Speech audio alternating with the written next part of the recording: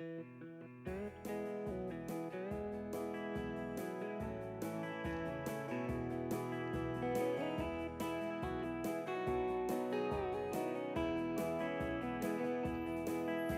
pa he ti anuam, oi pa he kal ti anuam,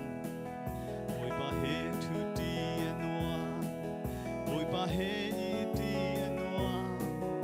ama he ti atun, ngay chet van sa nung ti lo, ama he tun zay zong atling, oi pa he tu anuam, ama tel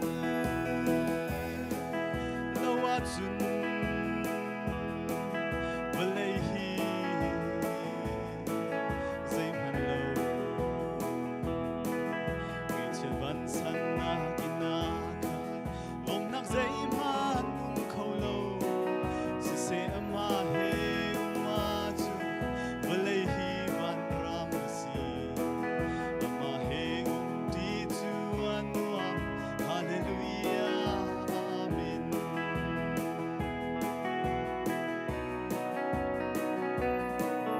Oi do nu nau nu le pa Gisu he ti lo chun Ngi chiat na ba le chim lo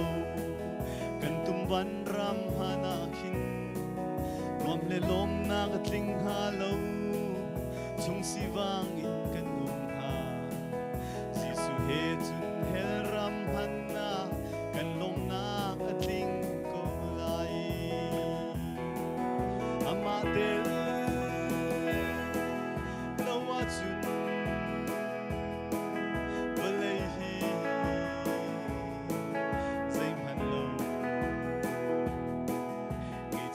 Sana kinaka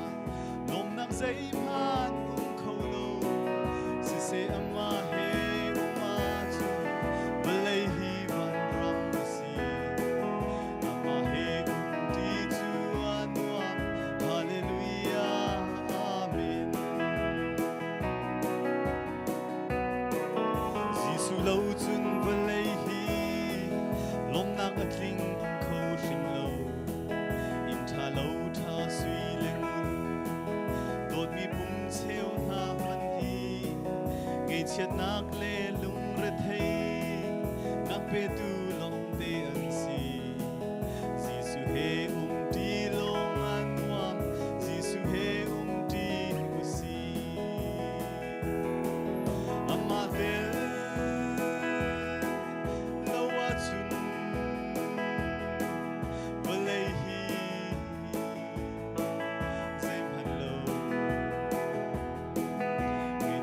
Sana kinaka Lom nak zayman kung kolo Sise amahe umatu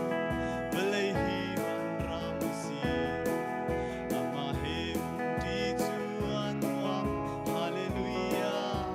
Amen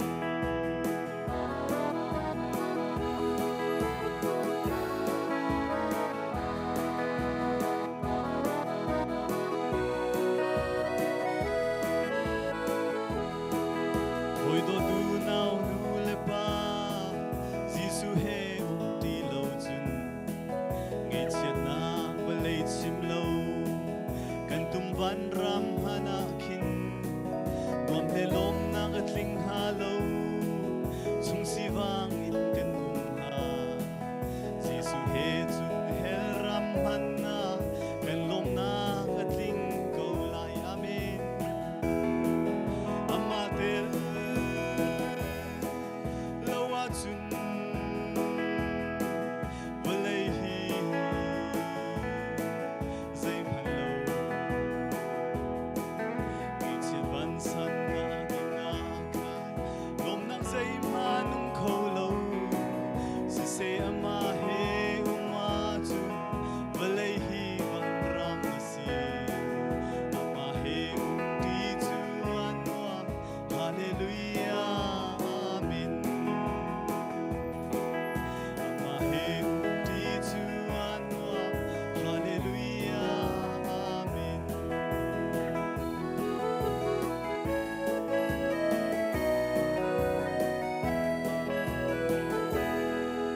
ปันในเที่ยวกันสุดไปก็เซ่